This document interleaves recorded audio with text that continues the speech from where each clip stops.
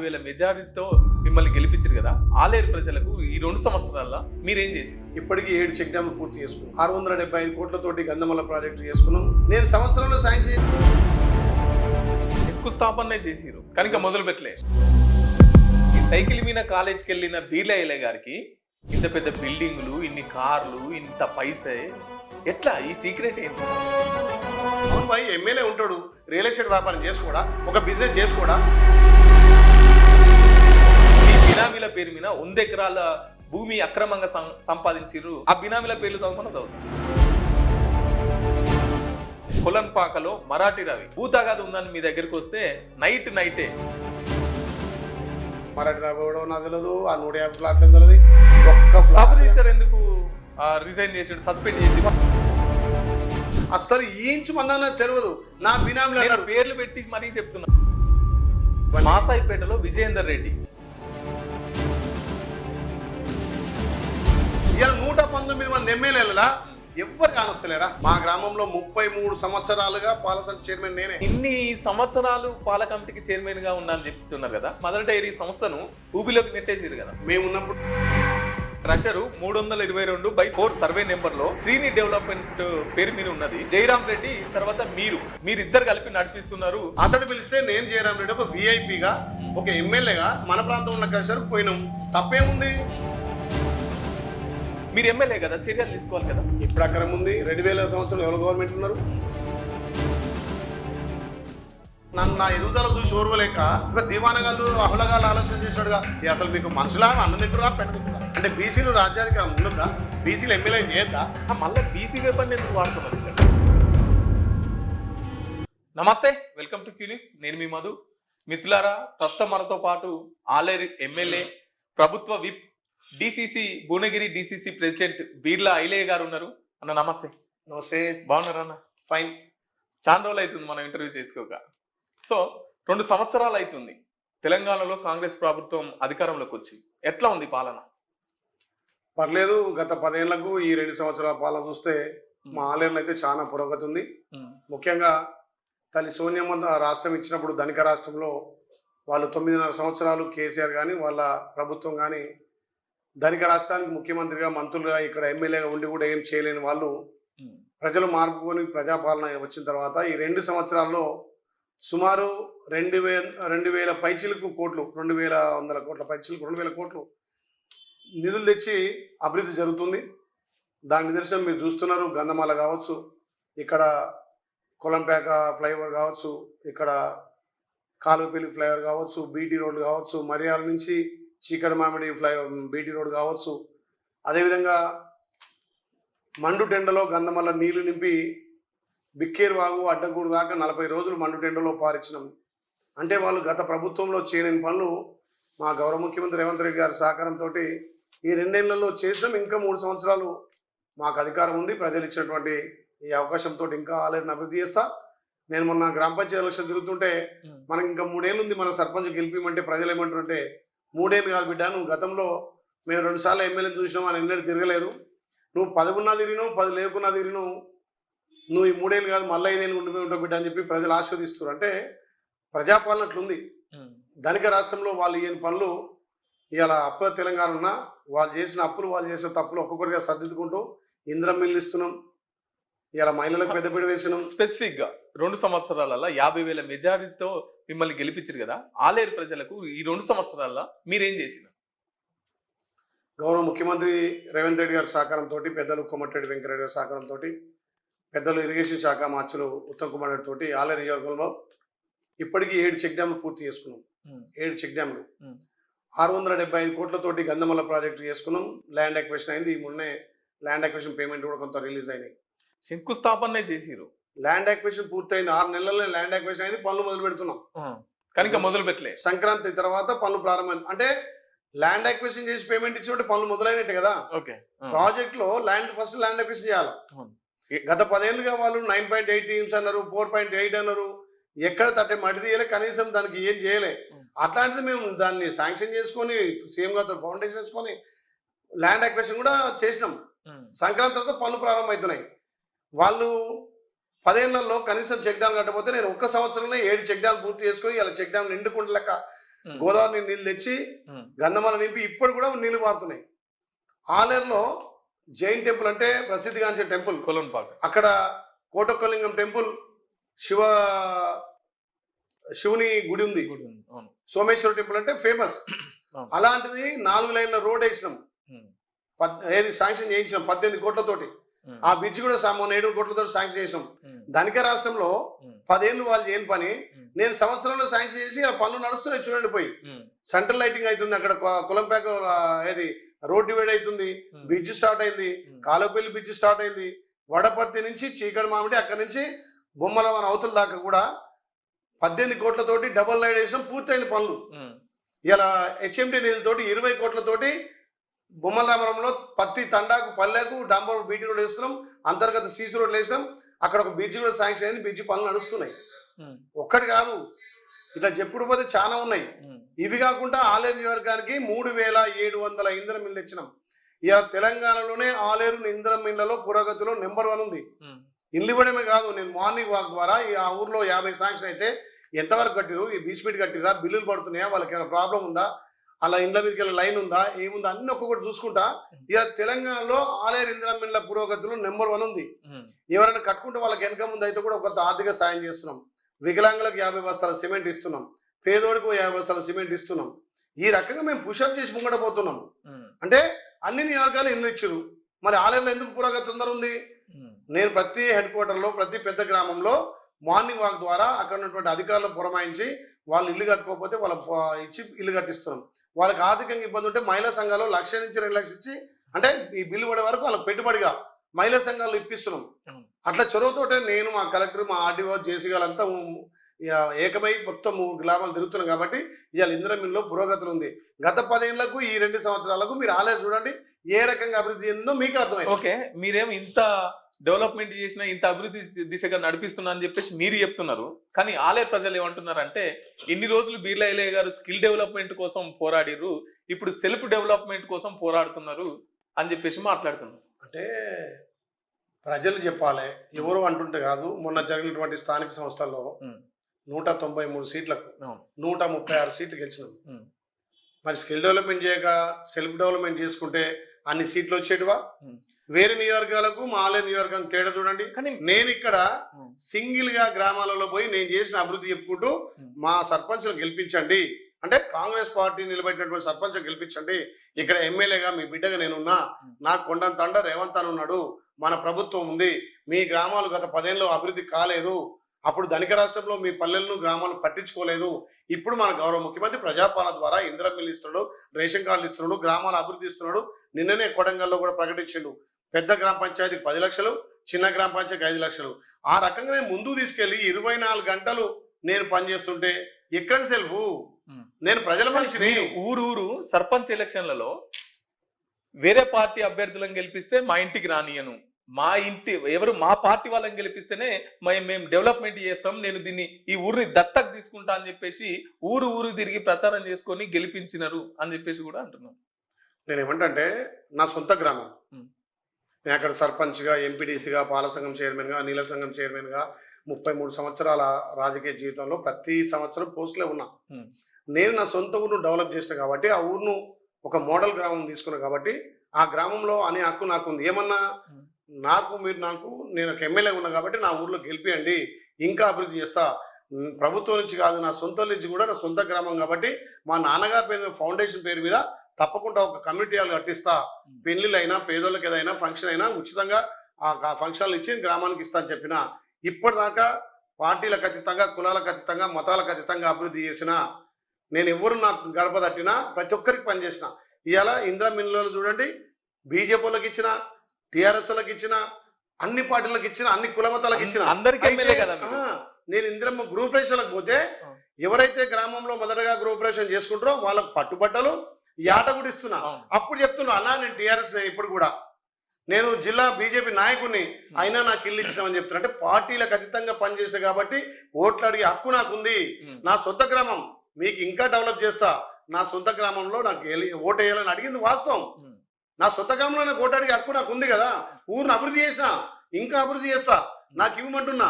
గతంలో ఎమ్మెల్యేల ఊర్లలో సర్పంచ్ గెలవలేదు, అరే ఇప్పుడు చూడు మాజీ ఎమ్మెల్యే ఊర్లే 10 మంది మాజీ ఎమ్మెల్యేలు ఉన్నారు. వాళ్ళ ఊర్లలో గెలవలే కదా, రాష్ట్ర నాయకుల ఊర్లలో అన్ని ఓడిపోయినాయి. ఇక నా నోటితో చెప్తే బాగుండదు. కానీ నేను ఒక ఎమ్మెల్యేగా, ప్రభుత్వ విప్గా, ఇప్పుడు జిల్లా పార్టీ అధ్యక్షుడిగా నా సొంతూరులో నేను నా అభివృద్ధిని చూసి ఓటేయమంటున్నా. వాళ్ళేమో బెదిరించి ముక్కుమడి దాడి చేసి మాజీ ఎమ్మెల్యేలు, కాంగ్రెస్ ఎమ్మెల్యేలు, మాజీలు, పెద్ద పెద్ద రాష్ట్ర నాయకులు ఎక్కడో ఎక్కడ వచ్చి ప్రచారం చేసి ఆయన ఎక్కడ రిజల్ట్ ఉంది? సింగిల్గా బీర్లైలే మీ బిడ్డ మీకు అభివృద్ధి చేస్తాడు, నాకు తోడుగా ఇంకొక మీ బిడ్డని గెలిపియండి, ఇద్దరు ఉంటే జోడేట్ల లెక్క బండి కట్టుకొని పోయి రేవంత్ తాను పోయి రేవంత్ అని ఇంటికాడ నిధులు తీసుకొచ్చి మన ఆలయాన్ని అభివృద్ధి చేస్తా, మీ గ్రామాలు అభివృద్ధి చేస్తాను మాట ఇచ్చిన కాబట్టి నేను ఒక జోడెత్తి లెక్కున్నా. నాకు ఆ గ్రామంలో ఇంకో సర్పంచ్ కలిస్తే ఇద్దరం జోడెత్తి లెక్కుంటాం, బండి గుంజుకోవడం అని చెప్పిన ఆ మాటను విశ్వసించరు. ఆ మాటను నమ్మి మేజర్గా 70% గ్రామాలు గెలిచినాం. ఓడిపోయిన కాడ కూడా అక్కడక్కడ కాంగ్రెస్ పోటీ పడ్డే తప్ప ఈ ఆలేరులో కాంగ్రెస్ పార్టీకి బీఆర్ఎస్ పోటీ లేదు, బీజేపీ పోటీ లేదు. బీఆర్ఎస్ ను బీజేపీని భూస్థాపితం చేసేసిరా? అంటే భూస్థాపితం అనే మాట నేను మాట్లాడా. ప్రతి పార్టీకి ఉనికి ఉంటది. కాకపోతే మేజర్గా మా అభివృద్ధి చూసి, నేను కష్టపడే విధానం చూసి, అరే మా బిడ్డ బీర్లే మా గ్రామాల అభివృద్ధి చేస్తాడు, గత 10 ఏళ్ళుగా ఆలేరు వెనకబడ్డది, ఈయనతోటి అవుతుంది, ఇక్కడ మా గ్రామంలో మనం కాంగ్రెస్ క్యాండిడేట్ సర్పంచ్ ఉంటే ఎమ్మెల్యే తాను పోయి కొట్లాడి, అవసరమైతే ఎమ్మెల్యే గారు, సర్పంచ్ గారు, మంత్రి తాను పోయి, ముఖ్యమంత్రి తాను పోయి నిధులు తీస్తారని నమ్మి ఇలా గ్రామాల్లో ప్రజలు మా సర్పంచ్ గెలిపించారు. ఓకే, సర్పంచ్ తర్వాత ఎంపీటీసీ, వెంటనే ఎమ్మెల్యే, తర్వాత విప్పు, తర్వాత డిసిసి ప్రెసిడెంట్. అంటే ఇవన్నీ పైసలు పెట్టి కొనుక్కుంటున్నారు. మా ఎమ్మెల్యే దగ్గర పైసలు బాగున్నాయి, అన్ని పదవులన్నీ రేవంత్ రెడ్డి గారికి పైసలు పెట్టి కొనుక్కుంటున్నారా? నేను 1991 అంటే నా వయసు 15 సంవత్సరాలు.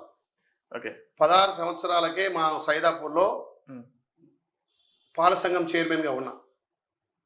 16 సంవత్సరాలకే నాకు ఓటక్కు రాలే. ప్రతి పౌరుడికి 18 సంవత్సరాలకు ఓటక్కు వస్తుంది. కానీ 16 సంవత్సరాలకు నేను 10th చదివేటప్పటికే పాల సెంటర్ అక్కడ స్థాపించి ఒక 50 మంది రైతులు కూడగట్టి రైతులతోటి పాలు సేకరించి సెంటర్కి పంపేది. 21 సంవత్సరంలో నన్ను 2 సార్లు నీటి సంఘం చేసిర్రు. మా గ్రామంలో 33 సంవత్సరాలుగా పాల సెంటర్ చైర్మన్ నేనే. ఎమ్మెల్యేగా నామినేట్ చేసేటప్పటికి పాల సెంటర్కు రాజీనామా చేసి నేను అక్కడ ఎమ్మెల్యేగా నామినేషన్ చేసిన. 2001లో నుంచి 2006 వరకు 2 దఫాలుగా నీటి సంఘం చైర్మన్.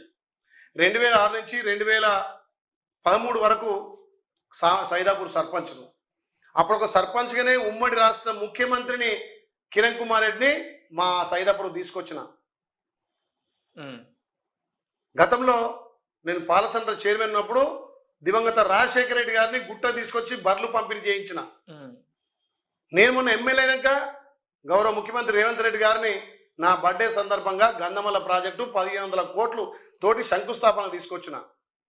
మరి రాష్ట్ర ముఖ్యమంత్రి కిరణ్ కుమార్ రెడ్డి, రాజశేఖర రెడ్డి పైసలు పెట్టి వచ్చిరా? నా పనితనం, నేను ఇచ్చే కమిట్మెంటు, నేను ఏది పని చేసినా అది.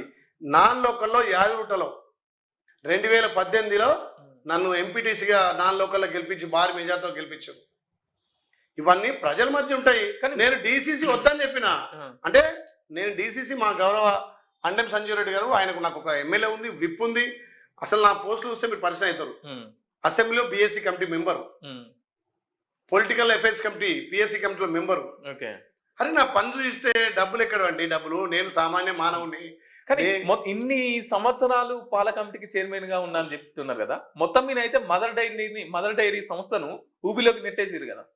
మేము ఉన్నప్పుడు మంచి లాభాలు ఉంది. అప్పుడు దివంగత నలబోలు నరసింహారెడ్డి, బొందుగుల నరసింహారెడ్డి అంటారు, ఆయన నాయకత్వాన్ని పనిచేసినాం. సుఖేందర్ గారి నాయకత్వాన్ని పనిచేసినాం. దాని తర్వాత వచ్చిన జితేందర్ రెడ్డి గారు చేసినాం. దాని తర్వాత నేను ఎమ్మెల్యే ఎలక్షన్ అప్పుడు రాజీనామా పెట్టి ఎమ్మెల్యేకు పోటీ చేసిన. అప్పటి వరకు బాగా ఉండే. ఏదైతే టీఆర్ఎస్ ప్రభుత్వం వచ్చి కేసీఆర్ ముఖ్యమంత్రిగా 10 ఏళ్ళు చేసిండో ఆ డైరీని పూర్తిగా నాశనం పట్టించారు. మొన్న మన ప్రభుత్వం వచ్చిన తర్వాత సంవత్సరం తర్వాత ఇక్కడ చైర్మన్గా గుడిపాటి విమర్శరెడ్డి వేసినాం. కానీ వాళ్ళు ఆ 10 ఏళ్ళు 20 ఏళ్ళు చేసిన అప్పులు, వాళ్ళు చేసిన తప్పులు కుప్పలుగా 50 కోట్లకు వెళ్ళిపోయింది లాస్ట్లో. ఇప్పుడు అది వెంటిలేటర్ మీద ఉంది.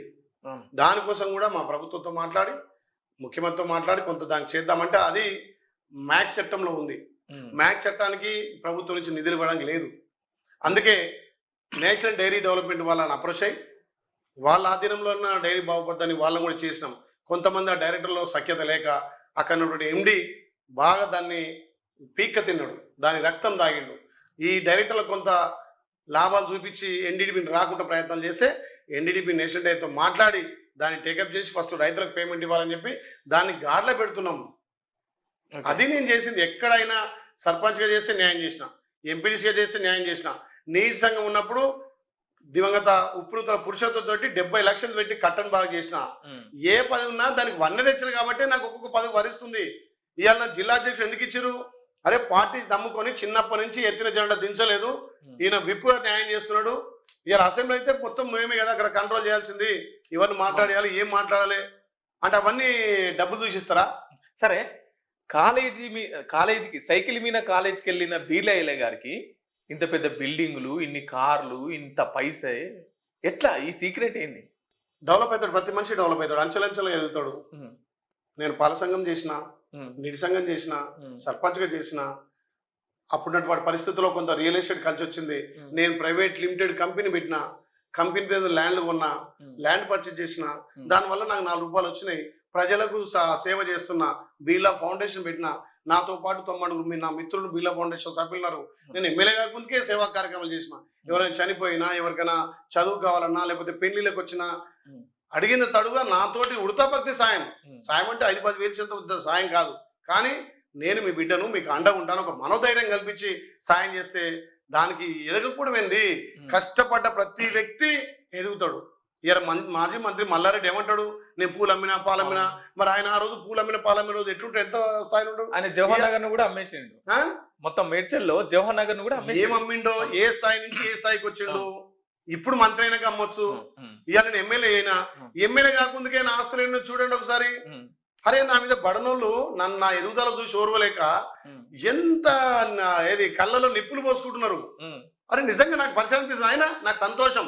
నేను లక్షలు పెట్టి ఆడియకున్నా వాళ్ళే రోజు ఆడిస్తున్నారు. మొన్న మిత్రుడు బీఆర్కే న్యూస్ కలిసిండు. ఆయన ఎవడో నాకు తెలియదు. నేను అసెంబ్లీ ఆ మీడియా పాయింట్ మాట్లాడుతా అన్నాడు. ఏందన్నా ఆదాబ్ హైదరాబాద్ పేపర్ అట ఆయన అంటుడు. అన్న రోజు రాసుకోబాయి. నా ఆలయ ప్రజలకు నాకు తెలుసు. ఎవరైనా ఒక రైతు వచ్చి అన్నా నా దగ్గర అన్యాయం అయింది, లేకపోతే నా కస్టమర్ వచ్చి నాకు నష్టం అయిందని అంటే నేను దానికి జవాబు ఇస్తా.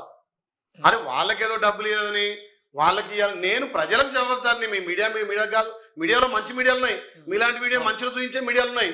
కానీ కొంతమంది మరి పని కట్టుకొని వాళ్ళకు తెలియకనా తెలిసా వాళ్ళ విజ్ఞతగా వదిలేస్తా. నేను దర్జాగా వ్యాపారం చేసిన, న్యాయబద్ధంగా టీఆర్ఎస్ 10 ఏళ్ళు గవర్నమెంట్ ఉంటే వాళ్ళ గవర్నమెంట్లే నేను చేసిన. నేను ఏమైనా చిన్న అన్యాయం చేసి ఉంటే వాళ్ళ గవర్నమెంటే కదా, వాళ్ళ పోలీసే కదా, వాళ్ళ కలెక్టరే కదా, వాళ్ళ ఆర్డీఓనే కదా. ఇప్పటికీ నా మీద ఒక్క సింగిల్ ఏదైనా తప్పు ఉంటే చూపించమంటున్నా. ఇక మీడియా ద్వారా ఈయన ఇట్లా అంటాడు, మళ్ళీ ఇట్లా అంటాడు, వీళ్ళ ఇట్లా అంటాడు, పుల్లే అంటాడు, ఐలే అంటాడు, ఇవన్నీ నాకొద్దు. నేను ప్రజలు నమ్ముకొని పోతున్నా, ప్రజలు నన్ను విశ్వసించరు. ఇంకా 4 సార్లు ప్రజల దగ్గరికి పోయి ప్రజల ఓట్లు అడిగి ప్రజల ఓట్లతో తప్ప ఏ మీడియానో లేకపోతే ఎవరో ప్రచారం చేసినంత మాత్రం అయినా జనాన్ని తెలవాలి. బీర్లా ఐలయ్య అయిన వాడు ఎట్లాంటి వాడు, ఏం చేస్తాడు. నువ్వు 10 రోజులు మీడియా అంటే ఇలా చూసిన మీడియా రేపు చూసి ఏమంటాడు? నేను అందుకే ఎగ్జాక్ట్ గా ఈ ఇంటర్వ్యూలో ప్రధానంగా మీ మీద వస్తున్నటువంటి ఆరోపణల్ని మీ ముందుకు, మీ దృష్టికి, ప్రజలకు అర్థమయ్యే విధంగా తీసుకురావడానికి ఇంటర్వ్యూ చేస్తున్నాం. ఇంకొకటి ఏంటంటే రియల్ ఎస్టేట్ సఫరెన్స్ అసోసియేషన్ ఆర్టీఐ వేసి మీ బినామీల పేరు మీద 100 ఎకరాల భూమి అక్రమంగా సంపాదించారు అని చెప్పేసి ఆర్టీఐలో తెలియదన్నారు. ఆ బినామీల పేర్లు చదువుతా అతనికి తెలివి తక్కువ. అక్కడ అసలు రియల్ ఎస్టేట్స్ ఎక్కడ ఉంది, ఆడు ఎక్కడ సఫర్ అయ్యిండు, ఏం చేసిండు. అక్కడ నారాయణరావు లేకపోతే ఇంకేదో సంస్థతో పంచాయతీ పెట్టుకుంటే ఒకసారి నాకు వస్తే పంచాయతీ తెంపంటాడు. కొంతమంది కోరికలు కోరిండు. వాడు ఫస్ట్ నా దగ్గరకు వచ్చిండు. నా దగ్గరకు వచ్చి అన్నా ఇది మా ఇద్దరు పంచాయతీ అంటే నేను దాన్ని మాట్లాడితే వాడు కోట్లలో అడిగితే అవతలలో ఆ నారాయణరావు అయినా చనిపోయిండు. వాళ్ళ భార్య శ్రీదేవి అని ఉంది. అన్న మాకు తెలియదు, ఆడు మా తన కమిషన్ పనిచేసినాడు, మేము కోట్లలో ఇచ్చింది అన్నాడు. ఎమ్మెల్యే గారు నాకు డబ్బులు ఇప్పలేదని చెప్పి సఫర్ అసోసియేషన్ ఆడు ఏం మనిషి, ఏం సఫర్, ఎక్కడోడు, వాడు ఆంధ్రోడా తెలంగాణోడా ఎవడు నాకు తెలియదు. నా మీద రోజు రాస్తున్నాడు. మా ఫ్రెండ్ క్రషర్ ఉంది అక్కడ, అది నారాయణరావు క్రషర్ ఉంది. 2000 సంవత్సరంలో స్థాపించారు. మరి 2025 5 ఏళ్ళ నుంచి నడుస్తుంది. నా అండదండంతో నడుస్తుంది. రోజుకు 20 లక్షలట. అది నెలకు 20 లక్షలు చూపించిన ఆయన. మీడియాను తీసుకొని పోదాము. రోజుకి 20 లక్షలట, నెలకు 6 కోట్లట, సంవత్సరానికి 72 కోట్లట. నేను భారతదేశంలో ఏ క్రషర్ అన్నా సంవత్సరానికి 72 కోట్లు ఉంటుందా? అసలు మత్తునోడు మాట్లాడు అది అన్నందినోడు మాట్లాడ ఒక్క క్రషరు సంవత్సరానికి 72 కోట్లు అంటే ఏంది అసలు మాట్లాడితే అన్నం తిన్నట్టు మాట్లాడగవాడు. ఇప్పుడు ఆ క్రషర్ 322/4 సర్వే నెంబర్ లో శ్రీని డెవలప్మెంట్ పేరు మీద ఉన్నది.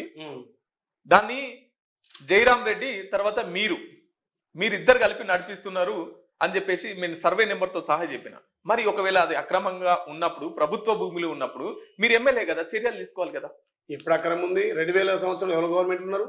సరే, దానికి ఇప్పుడు మీరు ఎమ్మెల్యే కదా. నేను ఏమంటున్నా, 2000 సంవత్సరంలో దానికి అనుమతులు వచ్చినాయి. అది నడవబట్టి 5 ఏళ్ళు. దాన్ని ఒకసారి స్టక్ అయితే ఆ జయరాం మన ఎవరు నారాయణరావు చనిపోతే వాళ్ళ భార్య ఇంకో అతనికి లీజ్కి ఇచ్చింది. లీజ్కి ఇచ్చినప్పుడు అతడు మా కాంట్రాక్టర్ హరి అని మా ఫ్రెండే. నేను అంటే ఫ్రెండ్ అంటే నేను రోడ్లు ఉన్నా ఏదున్నా వర్క్ చెప్తే వర్క్ చేసేటోడు.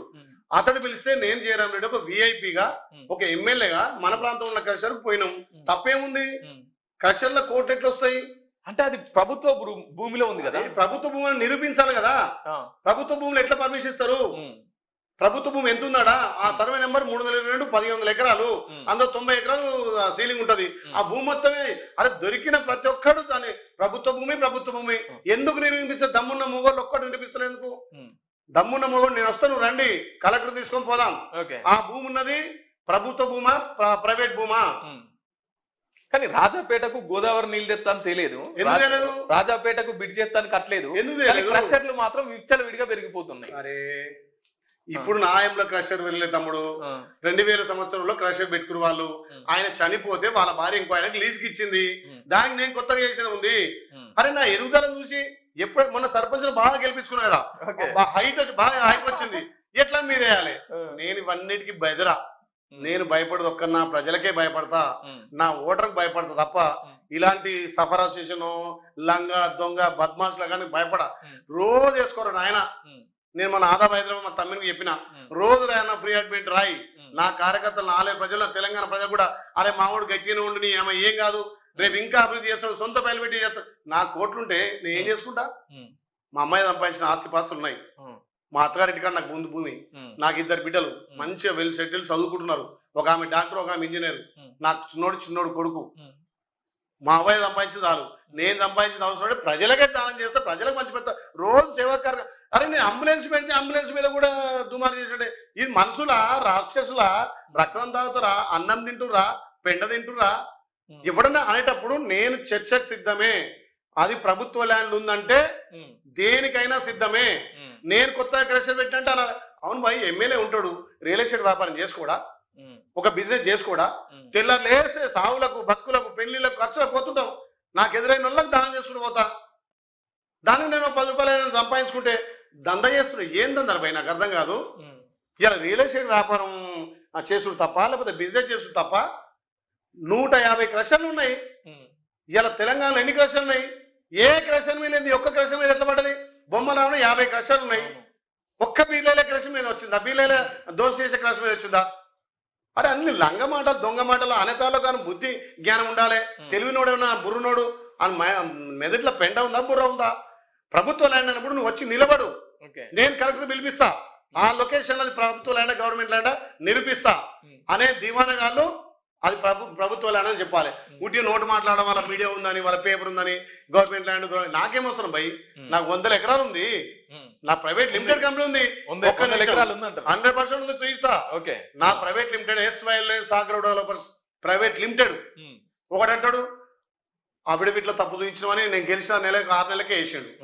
ఆడేమన్నాడు, ఒక ఆమె వేరే ఆమె పేరు పెట్టి ఈయన భూములు కానివి ఒక లేడీ భూములు ఐలే పేరు చూపించి ఒక మాట అన్నాడు. అమ్మిన భూమి 6 గుంటలు ఆయనకి అమ్మిండు కానీ మళ్ళీ ఈయన పేరు చూపించినాడు. వాడు బుద్ధునుడేనా? 2 తప్పులు పెట్టినా మీరు అఫిడవిట్లో చూపించలేదు. మా మిస్సెస్ పేరు నాకు పెళ్లి కాక ముందుకు మా మిస్సెస్ చందుపట్ల.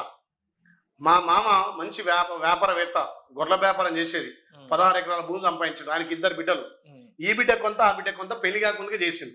అక్కడ మా మిస్సెస్ పేరు సుబ్బురు మహేంద్ర చందుపట్ల. నేను పెళ్లి చేసుకున్నాక నేను ఐలే కాబట్టి అనిత అయితే మంచుకుంటుంది అని చెప్పి నేను పేరు మార్చుకున్నా. నేను ఆస్తులు చూపించినప్పుడు మా మిస్సెస్ ఆస్తులు చూపించాలిగా. చందుపట్ల నాకు ఉన్నటువంటి సుబ్బురు అనిత పేరు 3 ఎకరాలు చూపించిన. నేను ఒక వ్యాపారంలో ఒక అతనికి మంచి ఐటీ కంపెనీ అతనికి నా అవసరాల కోసం 4 ఎకరాలు అమ్మిన. అదన్నీ బిట్లు ఉంటుంది. 6 గుంటలు 10 గుంటలు 10 గుంటలు ఉంటుంది. అతను 4 ఎకరాలు అమ్మితే 6 గుంటలు అతనికి మోటేషన్ కాలే. 6 గుంటలు నేను అమ్మింది మొటేషన్ 6 గుంటలు కాలే. నా పాస్బుక్ లో 6 గుంటలు ఉంది, నాకు అందులో వచ్చింది కాబట్టి 6 గుంటలు ఇలా మిస్టేక్ లెక్కింది. 6 గుంటలు అమ్మింది కానీ 6 గుంటలు మనం చూయించుకున్నా అంటే 6 గుంటల వాల్యూ ఎంత? 2 లక్షలకి ఎకరం. అదే అప్పుడు వాల్యూ, గవర్నమెంట్ వాల్యూ 6 గుంటలు అని తప్పు చూయించాడు. అది వేరే వాళ్ళ పేరు, ఆడవాళ్ళ పేరు ఉంది, ఈయన పేరు చూయించుకున్నాడు. అలా తెలియలేక చూయించిండు. వాడు ఇప్పటికి కొట్లాడుతూనే ఉండు. ఆడు ఈడంటాడు సఫరాసిషన్ 150 ఎకరాలు ఉంది, నాకు చూయించుకోవాలి అఫిడవిట్లు అంటాడు. ఎట్లా నేను చూయించిన బాబు, నాది కంపెనీ ఐడి, కంపెనీ పాన్ ఉంటుంది, పాన్ కార్డ్ వేస్తే కొడితే పాన్ ఆస్తులు అన్నీ వస్తాయంటే లేదు ఇప్పుడు నీకు ఆన్లైన్లో కానొస్తుంది. అరే పిచ్చోడా, ఆన్లైన్లో కానొస్తే నేను అమ్మినా, నీకు నేను భూమి అమ్మినా, నువ్వు మొటేషన్ చేసుకోక నా పేద కానొస్తుంది, నా భూమి అయిద్దా? మోటివేషన్ మొటేషన్ నేను అమ్మినట్టు డాక్యుమెంట్లు ఉన్నాయని చెప్తున్నా. అంత పిచ్చిగా గుడ్డిగా ఒక దివానగాళ్ళు అహులగాళ్ళు ఆలోచన చేశాడుగా, నీ పేరు 150 ఎకరాలు కానొస్తుంది, నువ్వు ఎందుకు అఫిడవిట్లు? వాడు అవతల వేసాడేమో 6 గుంటలు ఒకటి 3 ఎకరాలు ఒకటి అని చెప్పిండు. వీడేమో ఇప్పుడు 150 ఎకరాలు రాస్తాడు. దానికి పెద్ద పెద్ద వాళ్ళు పేపర్లలో చూపించి, టీవీలలో చదివి, బీలో అరే ఒక బీసీ బిడ్డ చదివితే అటెండర్ నుంచి ఐఏఎస్ దాకా వచ్చినాము, వార్డ్ నెంబర్ నుంచి ఎమ్మెల్యేకి వచ్చిన ప్రజలు ఆశ్రయిస్తేనే కదా, ఏదో డబ్బులు పెట్టి కొనుక్కున్నది కాదు కదా. నేనేమంటున్నా ఒక బీసీ బిడ్డ ఎదుగుతుంటే మేము బీసీలమంటారు, ఒక బీసీ ఎదుగుతుంటే తొక్కుతారు. ఇలా 119 మంది ఎమ్మెల్యేలా ఎవ్వరు కానొస్తలేరా? కానీ మీరు కూడా ఎవ్వరు కానొస్తలేరా? మీరు కూడా బీసీల కోసం ఏం ఫైట్ చేయట్లేదు కదా, బీసీల కోసం ఏం పోరాటం చేయట్లేదు. మొన్న ప్రతి party 42% sarpanch local body election లో 42% ఇస్తా అని చెప్పేసి ఇవ్వకుండానే ఎన్నికలలోకి వచ్చి చర్చలకు సిద్ధము. మీ క్యూనిస్ ద్వారా చెప్తున్నా, నా నియోజకంలో 60% బీసీలకు సీట్ ఇచ్చిన, 56.6% గెలుచుకున్నా, 56.6% గెలుచుకున్నా.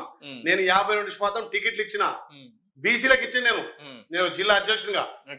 నువ్వు లెక్క రేపొద్దున గెలిచిన సర్పంచ్ ఎంత, ఓడిన సర్పంచ్ ఎంత, మేము బీఫామ్ ఏది కాంగ్రెస్ పార్టీ బలపరిచినటువంటి బీసీలు ఎంత నువ్వు చూడు. బీసీలకు ప్రతి బీసీకి పోయి ప్రచారం చేసిన, వాళ్ళకు ఉడతా భక్తిగా సాయం చేసిన, అడ్డం నిలబడ్డా. ఎవడొచ్చే కనీసం ఒకరోజు ప్రచారం చేయలేదు, ఎవడొచ్చి వాళ్ళకి కనీసం పాంప్లెట్ డబ్బులు ఇవ్వలేదు. ఇలా వాళ్ళ స్టిక్కర్లు, పాంప్లెట్లు వాళ్ళకన్నీ నేనే దగ్గరుండి. అరే ఒక చిన్న స్థాయి బిడ్డగా వచ్చారు కాబట్టి వాళ్ళ బాధలు నాకు తెలుస్తాయి. ఇక నువ్వు ఏ ఊరు పోయి గెలిచిన సర్పంచ్ అడుగు, ఓడిన సర్పంచ్ అడుగు, బీర్లేలంటే గీ సబరాశేషన్ గీ అవులాగాళ్ళకు భయపడితే రాజకీయం చేస్తున్నా. నేను ఇప్పుడు కూడా మీ క్యూను ద్వారా చెప్తున్నా, మీరు ఏమన్నా రాసుకోరా భయ్, నాకు బినామీ పెట్టుకోవాల్సిన అవసరం లేదు. నాది ప్రైవేట్ లిమిటెడ్ కంపెనీ. నేను ఎమ్మెల్యేగా కాకముందుకే నా మీద ఐటీ దాడులు అయినాయి. మీరు చూసుకోండి. ఇవాళ ఎమ్మెల్యే అయినాక సంపాదించుకోవట్లేను. ఎమ్మెల్యే అయినాక 1 ఎకరం 2 ఎకరాలు కూడా కొనలేదు. నేను ఎమ్మెల్యే కాకముందు మంచి బిజినెస్ చేసిన, వ్యాపారం చేసిన, ఓ కంపెనీకి భూములు అమ్మేది, కొనలేదు. నేను ఇంత పారదర్శకంగా నేను మీడియా వాళ్ళ మీ క్యూను ద్వారా చెప్తున్నా, మీరు నిజం తెలుసుకొని నిజం ఉంటే రోజు రాయండి. కానీ తెలివితక్కువతనంగా ఒక బీసీ బిడ్డ ఎదుగుతుండని 4 రాళ్ళు వేయాలంటే ఆ రాళ్ళు మీ మీద పడతాయి. నేను క్యూని ద్వారా మీకు చెప్తున్నా. ఓకే, మొన్న మాకు ఫోన్ వచ్చింది మార్నింగ్ న్యూస్ లోకి మేము వస్తామన్నా అని చెప్పేసి. ఎందుకంటే మా ఎమ్మెల్యే గారు గెలిచిన వెంటనే ఇక్కడున్న బ్రిడ్జిని కూలగొడతా మీకు న్యాయం చేస్తా అని చెప్పిండు. ఇక్కడికన్నా ఆ షాపులు వాళ్ళకు కూడా ఇంకా 129 షాపులకు వాళ్ళకు అరేంజ్ చేయాలంట. మా ఎమ్మెల్యే గారు చేస్తలేరు అని చెప్పేసి చెప్తున్నాను. కరెక్ట్ మాట. నేను కూడా అప్పుడు ఎలక్షన్లో యారుట్టనైతే కేసీఆర్ కట్టిండు, కానీ గుట్ట కింద అభివృద్ధి మర్చిపోయిండు.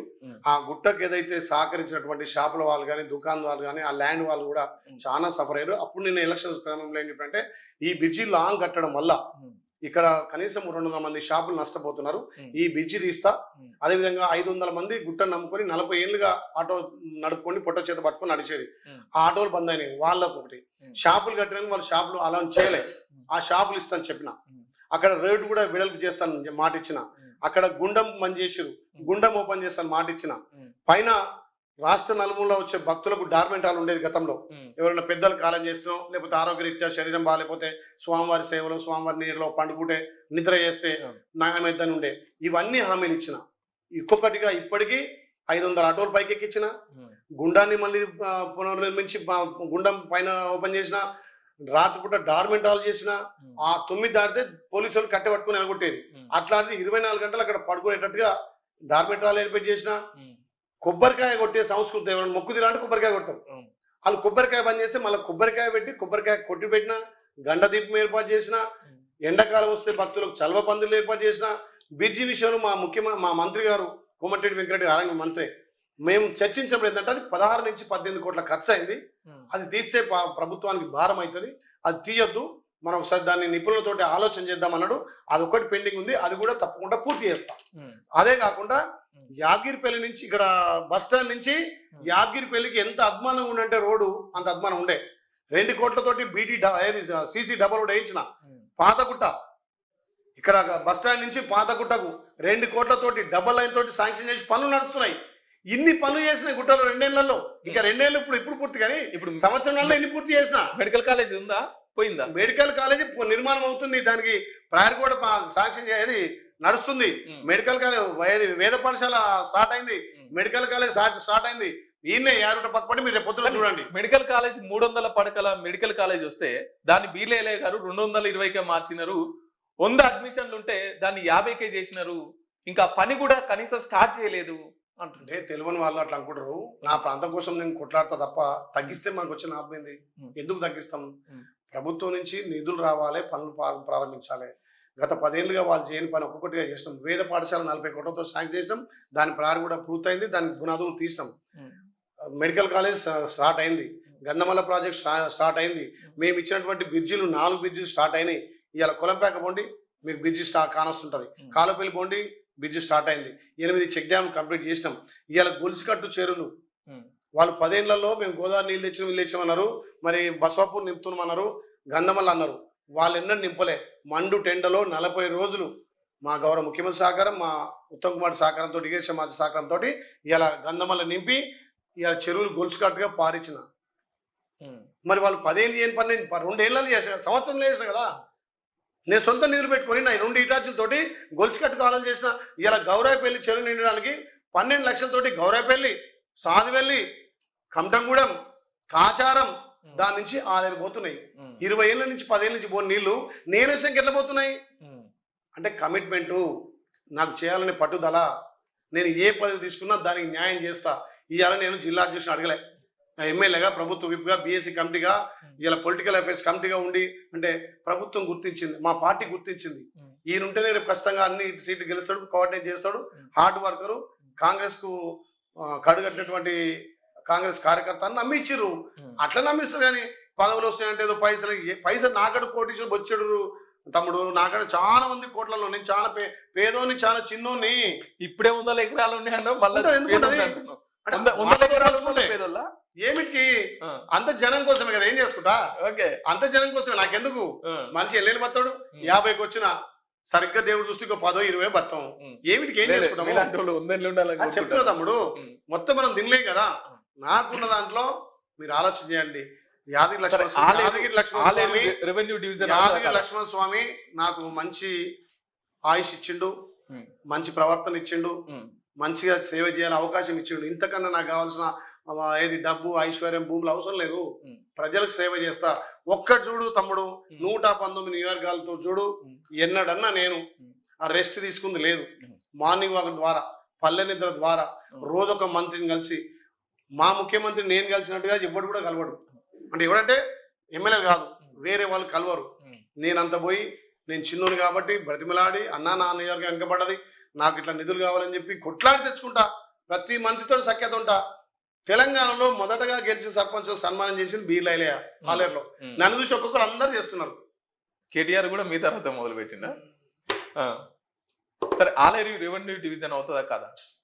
నేను గెలిచిన మొదటి సంవత్సరమే అసెంబ్లీలో గలమెత్తిన. మొన్న కూడా జరిగినటువంటి అసెంబ్లీలో చెప్పిన కొన్ని సమస్యలు ఉన్నాయి. వాళ్ళు గతంలో చాలా ఎక్కువ మండలాలు చేసి, కొన్ని రెవెన్యూ డివిజన్ చేసి అవకతవకలు కాబట్టి కొంత సమయం పడుతుంది. నేను మా ప్రభుత్వం దృష్టికి మొన్న అసెంబ్లీ సాక్షిగా తీసుకుపోయినా తప్పకుండా రెవెన్యూ డివిజన్ సాధిస్తానని నమ్మకం నాకుంది.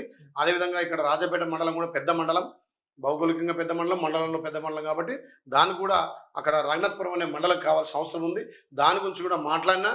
అదేవిధంగా మేము మొన్న సర్పంచ్ ఎలక్షన్లో ప్రచారం తిన్నప్పుడు తాండాలు, గూడాలు చిన్న చిన్న ఉంటాయి, ఆమ్లెట్ విలేజ్, అక్కడ డీలరు ఏదైతే పెద్ద గ్రామ పంచాయతీతో ఆడిపోయి తెచ్చుకోవాల్సి వస్తుంది రేషన్. అది కూడా అస్సాంలో ప్రస్తావించిన. తప్పకుండా తాండాలలో, గూడాల్లో కూడా ఇదే డీలర్ అవసరమైతే ఆడిపోయి అక్కడ బియ్యం కానీ ఏమైనా ఉంటే ఆ ప్రజలకు ఇచ్చి రావాలి. వృద్ధులు ఉంటారు, చాతకాలు ఉంటారు, వాళ్ళకి ఇవ్వాలని చెప్పిన.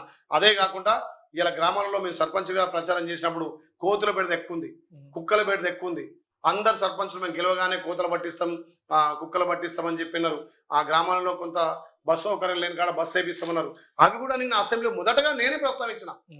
గెలిచిన 12,703 సర్పంచులకు భరోసాగా నేను ప్రచారం చేసి గెలిపించిన గ్రామాలు మా ఆలయ నియోజకవర్గంలో ఉంటే మా స్టేట్ మొత్తం ఎమ్మెల్యే గురించి కొట్లాడినా. మా గౌరవ ముఖ్యమంత్రి చెప్పిన, అన్నగారు ఈ కోతులు పడతాను కుక్కలు పడతాను ఒక స్పెషల్ ఫండ్ ఇవ్వాలని చెప్పిన. కొడంగల్లో చెప్పిండు, పెద్ద గ్రామానికి 10 లక్షలు, చిన్న గ్రామానికి 5 లక్షలు ఇస్తాను. స్పెషల్ ఫండ్ కేంద్రం నుంచి వచ్చే నిధులు కాకుండా ఇలా 3,000 కోట్లతో రేపు కేంద్రం మీద వస్తున్నాయి. ఇది దీని ద్వారా కదా. ఓకే, ఇంకొకటి మీ మీద ఉన్న ప్రధానమైన ఆరోపణ ఏంటంటే కొలన్పాకలో మరాఠీ రవి భూతాగాది ఉందని మీ దగ్గరికి వస్తే నైటే 129 ప్లాట్లు అమ్మేసినారంట. అంటే భూమి దగ్గరికి ఏం పోలేదు, పేపర్లు పెట్టేసి అమ్మేసినారంట. వాస్తవేనా? మరి లక్ష్మణస్వామి ఉన్నాడు, ఆయన పాదాల కాడ రావాలి, ఎవడు మరాఠీ రాబోడు నాకు తెలియదు. ఆ 150 ఫ్లాట్లు ఏం తెలియదు. ఒక్క సబ్ రిజిస్టర్ ఎందుకు రిజైన్ చేసాడు, సస్పెండ్ చేసి సస్పెండ్ అవుతుంది. తప్పు చేసి ఎవరైనా సస్పెండ్ కావాలి కదా. ఇప్పుడు అసలు ఆరోపణ చేసింది ఎవరు, అసలు భూమి ఎవరిది, అసలు ఇంచు మందన్న తెలియదు. నా బినామీలు పేర్లు పెట్టి మరీ చెప్తున్నా. మరాఠీ రవి కొలన్పాక 129 ప్లాట్లు నైటే చేసేసి మీరు అమ్మేసినారంట. అందులో సబ్ రిజిస్టర్ ని సస్పెండ్ చేసినారు. అరే తప్పు చేసిన ఎవరైనా సస్పెండ్ అవుతాడు, కానీ తప్పు ఎవరు చేయించిండు, ఎవరు చేసిరు, అసలు ఆ భూమి ఎవరిది? మీరు 129 ఫ్లాట్లు అంటారు కదా, ఒక్క గజం కనుక నాకు సంబంధం ఉంటే నేను దేనికైనా సిద్ధము. ఆ మరాఠీ రవి పట్టుకరా అండి, కొన్నోని పట్టుక. ఆ కొన్నోడు ఎవరు నాకే తెలియదు, అమ్మినో నాకు తెలియదు, నా మీద వేస్తే ఎట్టుంటది అంటే బీర్లైలా ఎదుగుతుండు. ఇంత బురదేస్తే అది అందుకుని మీరు బురదేసినా రాళ్ళు వేసినా నాకు అవి పూలు అవుతున్నాయి, నాకు పూల బాట అవుతుంది. నా ప్రజలు నన్ను అర్థం చేసుకున్నారు. నా ప్రజలే కాదు, తెలంగాణ ప్రజలు కూడా బీర్లైలే అంటే ఏంది, బీర్లైలే ఎట్లాంటి వాడని తెలంగాణ ప్రజలు కూడా అర్థం చేసుకుంటున్నారు. మా పార్టీ అర్థం చేసుకుంది, మా ప్రభుత్వం అర్థం చేసుకుని ఒక్కొక్క పదవి ఇస్తుంటే వాళ్ళు జీర్ణించుకోలేక పొట్ట దించుకుంటారు. పొట్ట దించుకుంటే ఎవరి కాలం పడుతుంది? వాళ్ళ పొట్ట వాళ్ళ కాలం పడుతుంది కదా. ఏదైనా అడిగితే వాళ్ళు ఓర్చుకోలేదు తనమన్నా. అంటే నేను ఏమంటున్నా తమ్ముడు, ఈ రోజు వరకు కూడా నువ్వు అన్నటువంటి క్రషర్ విషయంలో సీలింగ్ భూమినా నేను దాని చర్చకు సిద్ధం. ఎవరన్నా మతిన్నోడు ధమాకున్నోడు ఒక్క క్రషర్ రోజుకి 20 లక్షలు వస్తాయా? ఒక్కసారి కూర్చుందాం. ఇంకొకటి 300 టన్నుల అరే అది కెపాసిటీ ఉండొచ్చు అబ్బా, అది నడవాలి కదా, అక్కడ ఉండాలి కదా. నెలకు 6 కోట్లు అంటే ఏమైనా ఎక్కడ ఉందా? 100,000 క్రషర్లు ఉన్నాయి. సంవత్సరానికి 72 కోట్లు అంటే అదే అన్నందిని మాట్లాడుతుండా. ఇదొక్కటి క్రషర్ నేను ఛాలెంజ్ చేస్తున్నా. అది గవర్నమెంట్ భూమి కాదు, ప్రైవేట్ ల్యాండ్, ప్రైవేట్ వాళ్ళు పెట్టుకున్నారు.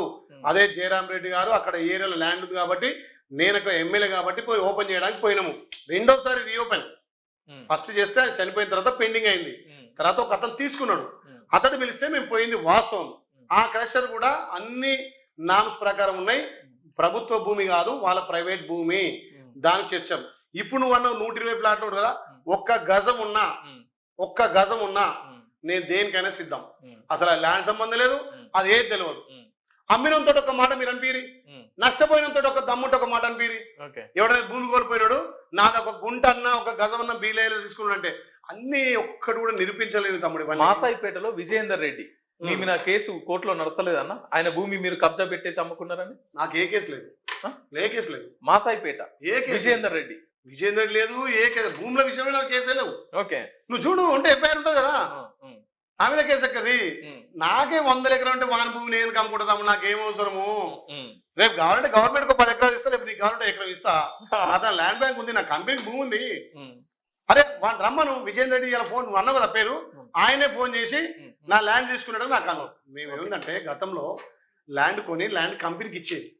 మాది ఎస్వైఎల్ఎస్ ఆగ్రో డెవలపర్స్ అని ప్రైవేట్ లిమిటెడ్ కంపెనీ ఉంది. మా కంపెనీ కొనుగోలు చేసి మేము కంపెనీకి ఇచ్చేది. ఆ క్రమంలో మేము భూములు కొన్నామని తప్ప ఏ ఒక్క రైతు కానీ ఏ ఒక్కరిది కానీ ఎకరం మేము తీసుకున్నట్టు ఈ రోజు ప్రూఫ్ చేసినా నేను దేనికైనా సిద్ధం. మీ క్యూ న్యూస్లో వచ్చి కూర్చుంటా. గతంలో కూడా క్యూ న్యూస్ తీర్మానం వల్ల కూడా నా మీద అన్నాడు, ఏ లేచింది అన్న నువ్వు నీ ఫ్యామిలీ రా, నేను నా ఫ్యామిలీ కోసం పాదాల కాడ పోడదంతా దమ్ముంటే అని చెప్పిన. అడే వీకిండు మళ్ళా రాలే, అడే వీకిండు. బీసీ అంటే నా మీద బీసీ నేను చెప్పిన. నాకైనా మా బాగా సన్నిహితం ఉండే. నా ఎలక్షన్లో ఆయన సహకరించి నన్ను తిరిగి గెలిపించిండు. ఆయన ఎలక్షన్ నేను కూడా తిరిగి గెలిపించిన. వంతుకొందు సెలిసెల్ అయింది. కానీ ఒక బీసీ బిడ్డ మీద ఎలిగేషన్ చేసిండు. ఎలిగేషన్ చేసేటప్పుడు నువ్వు ఒక రాష్ట్ర నాయకుడు ఉన్నావు, దమ్ముంటే నిరూపించు అని చెప్పిన. అరే నా ఫ్రెండ్స్ బిజినెస్ చేసుకోవద్దా? ఏదో మల్లయ్య ఎల్లయ్య ఇలా వాళ్ళు బిజినెస్ చేసుకోరా? నేను 100 ఎకరాలు కొని 100 ఎకరాలతోని నాకు బినామీలు అవసరమా? ప్రైవేట్ లిమిటెడ్ కంపెనీ నాకు ఉంది. ఇప్పుడు నా అకౌంట్ చూడండి, నా ఖాతాలు చూడండి. ఇవాళ కాదు కదా, 10 ఏళ్ళ 20 ఏళ్ళ కింద కంపెనీ స్థాపించిన ఇలా ఎమ్మెల్యే అయినా కానీ కొత్త కొన్నది ఏం లేదు కదా. బినామీ పెట్టుకోవాల్సిన అవసరం నాకేం తమ్ముడు? బినామీ పెట్టుకోవాలి. నా ఎమ్మెల్యే కాకముందుకే ఐటీ ధరలైనాయి, నాకు బినామీ అవసరం.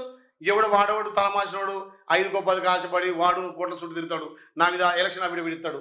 ఒక బీసీ బిడ్డ మీద 6 గుంటలు ఏది రికార్డ్ ఎక్కించుకున్నాని మా మిస్సెస్ పేరు వందలో ఒక వాడని చెప్పి వాడు కొట్లాడతాడు. వాడేమో 3 ఎకరాలు 6 గుంటలు వాడు కొట్లాడతాడు. ఈడేమో 150 ఎకరాలు ఉంది నీ పేరు అంటాడు. ఎక్కడి పద్ధతి ఇది? అంటే బీసీలు రాజ్యాధికారం ఉండొద్దా? బీసీలు ఎమ్మెల్యే చేయొద్దా? మళ్ళీ బీసీ వేపర్ని ఎందుకు వాడుతున్నారు ఇక్కడ? నేను బీసీ కాబట్టి బీసీ వాడు దొక్కుతున్నాడు. రేపు బీలైన్ వెళ్తే మాకు తిరుగుడదని చెప్పి బీసీ కూడా దొక్కుతున్నాను. నా మీద కేసు వేసినోడు బీసీఏ, నా మీద భూదందున్నాడు బీసీఏ, నా మీద భూదాలు బీసీఏ. ఒక్క రెడ్డి బిడ్డ కానీ, ఒక ఓసి బిడ్డ కానీ, ఒక బ్రాహ్మణ బిడ్డ కానీ, ఒక దళితుడు కానీ మీద అనలేడు. బీసీలే మళ్ళా మేము బీసీ ఉద్ధరిస్తాం. రేపు బీసీలో రాజ్యాధికారం అంటారు. ఎక్కడ రాజ్యాధికారం రాజా? నేను ఎట్లా రాజ్యాధికారం? ఎందుకు? నేను ఒక బీసీని కష్టపడి ఇంతమందిని గెలిపించుకొని ఇంతమంది ప్రచారం చేసి ఇలా రాష్ట్ర వ్యాప్తంగా కాంగ్రెస్ పార్టీ చేస్తున్న అభివృద్ధి కార్యక్రమాలు చెప్తుంటే ఒక రెడ్డి నన్ను మెచ్చుకుంటాడు, ఒక ఎస్సీ మెచ్చుకుంటాడు, ఒక ఓసీ బ్రాహ్మణ మెచ్చుకుంటాడు. బీసీలే మరి ఈ బీసీలకు రాజ్యాధికారం వస్తుంది. ఎందుకు మీకు మాకు మనగడు ఉండదు. బీలే అయితే రేపు ఇక్కడ నాటకపోతాడు. మరి బాలేలో వచ్చాను పోటీ చేస్తానేమో రారి నేనే స్వాగతం చేస్తాను. జైలు నాయన వద్దట్రా పోటీ చేసేవాడు గెలుతాడు ఓడతాడు కదా. నువ్వు మంచం అయితే నీకేస్తారు, నేను మంచం నాకేస్తారు. కానీ భూదందాయిలేయా, కలెక్షన్ అయిలేయా, కోట్ల ఏంద్రబాయి నీ అమ్మ. అసలు మీకు మనుషులా అన్నం తింటురా పెండ తింటురా? ఇప్పుడు నా ఇంకా నన్ను నువ్వు నేను గట్టి ఎదుగుతున్నానే నా మీద వేసేది. నాకే అనిపిస్తుంది, హ్యాపీ అనిపిస్తుంది. వాడు ఎన్ని టీవీలో చెప్పినా చెప్పురా భయ అని చెప్తున్నా. నేనైతే తప్పు చేస్తలేం కదా. మగోడు దొంగతనం చేస్తే తప్పు, ప్రజలకు జవాబుదారు ఉంటే అయిపోయి ప్రజలు నమ్మి నన్ను విశ్వసిస్తారు కదా. నేను దందాలు చేస్తే నా జనం నాకు ఎందుకు ఓట్లు వేస్తారు? ఇవాళ సర్పంచ్ రేపు ఎంపీ చూడు ఏ రకంగా వెళ్తారు, ఎంపీ జడ్పీడీసీ గెలిపించుకుంటా నేను. అంటే ప్రజలకు జవాబుదారిగా ప్రజలకు ప్రభుత్వం చేస్తున్న సంక్షేమాలు, మా గౌరవ ముఖ్యమంత్రి నడుస్తున్నటువంటి సంక్షేమాలు ప్రజలకు తెలియజేసి 24 గంటలు వాళ్ళ బిడ్డగా, వాళ్ళ కొడుకుగా, వాళ్ళ తమ్మిడిగా గ్రామాలకు అందుబాటులో ఉంటున్నా. ఇలా హామీలు తిరిగి ఆలేరులో గెలిపించలేకపోయారు. ఒక బీసీ బిడ్డను ఈ స్థాయి నుంచి వచ్చిన నా మాట నమ్మి ఇంతమంది సర్పంచ్ గెలిపించారు. అది నా మీద ఉన్న నమ్మకం. వాళ్ళ ప్రజలకు నమ్మకం చూసి, నా పార్టీ చూసి, మా గౌరవ ముఖ్యమంత్రి చేసే పనిని చూసి వాళ్ళు ఓట్లేసారు. వీళ్ళకి బురద కార్యక్రమం చేస్తే మీరు బురదయ్యే వెళ్తుంటారు, అది నాకు పూలు అవుతుంటాయి. మీరు రాళ్ళేస్తారు, అవి నాకు పూలు అవుతాయి. మీరు ఏం అనుకోని ఇంకా ఎన్నన్నీ వేసుకోరి, మీకు దమ్మున చేసుకోరి, అది మీ విజ్ఞతగా వదిలేస్తా. సరే, పొద్దుగాల నుండి రాత్రి వరకు మొత్తం ప్రజలు సమస్యలు, అక్కడ తిరుగుడు ఇక్కడ తిరుగుడు ఇదంతా చేస్తుంటారు కదా. పర్సనల్ లైఫ్ మిస్ అవుతున్నట్లేదా? నేను ప్రజలతో ఉంటేనే నాకు లైఫ్.